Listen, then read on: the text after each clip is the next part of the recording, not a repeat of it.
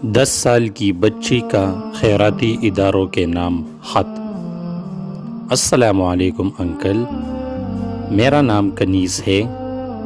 ہم آپ کے آفس کے پیچھے والی بستی میں رہتے ہیں۔ کچھ دن پہلے آپ ہمارے غریب خانے تشریف لائے تھے، یہ دیکھنے کہ ہم غریب ہیں یا نہیں، تاکہ آپ ہماری مالی مدد کر سکیں۔ کچھ دن بعد پھر آپ 5-6 لوگوں کے ساتھ ہمارے گھر آئے، ہمیں راشن دیا۔ امی میرے اور میرے بھائی کے لیے عید کے جوڑے دیے، پوٹو کھچوائی اور چلے گئے۔ انکل، آپ کو معلوم ہے میں جب 4 سال کی تھی تب میرے بابا اللہ کو پیارے ہو گئے۔ بابا کے جاتے ہی دادی نے امی کو مار مار کے گھر سے نکال دیا تھا۔ اس وقت بھائی امی کے پیٹ میں تھا اور میں 4 سال کی چھوٹی بچی تھی۔ امی در در کی ٹوکریں کھاتی رہی، کسی رشتہ دار نے بھی ہماری مدد نہ کی، ہمارا کوئی حال پوچھنے والا نہیں تھا۔ امی دوسروں کے گھر جا کے برتن دھوتی، صفائی کرتی، پھر جا کے کچھ پیسے جمع ہوتے جس سے وہ میرا اور اپنا پیٹ بھرتی۔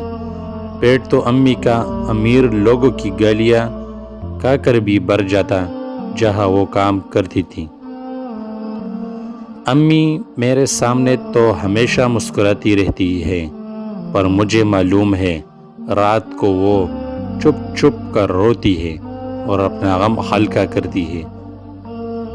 کل امی پھر بہت رو رہی تھی، نہ جانے کیا بات تھی، وہ چپ ہی نہیں ہو رہی تھی۔ جب آنکھوں سے آنسو سوکھ گئے تو وہ سو گئی۔ میں اٹھ کر ان کے پیر دبانے لگی تاکہ ان کو کچھ آرام آ جائے۔ پاؤں دباتے دباتے میری نظر امی کی ہاتھ میں رکھے اخبار کے ٹکڑے پر پڑی، جس میں امی میری اور بھائی کی آپ سے راشن اور کپڑے لینے کی تصویر تھی۔ میں سمجھ گئی کہ امی کیوں رو رہی تھی۔ پچھلے سال بھی ایسا ہی ہوا تھا۔ تصویر کی وجہ سے بستی میں سب نے ہمارا خوب مذاق بنایا تھا۔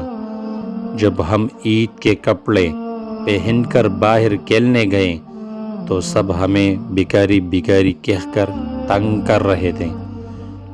امی کو بھی محلے والے حقارت کی نظر سے دیکھتے ہیں۔ آپ نئے کپڑے اور راشن واپس لے جائے۔ مجھے میری امی سے بہت محبت ہے۔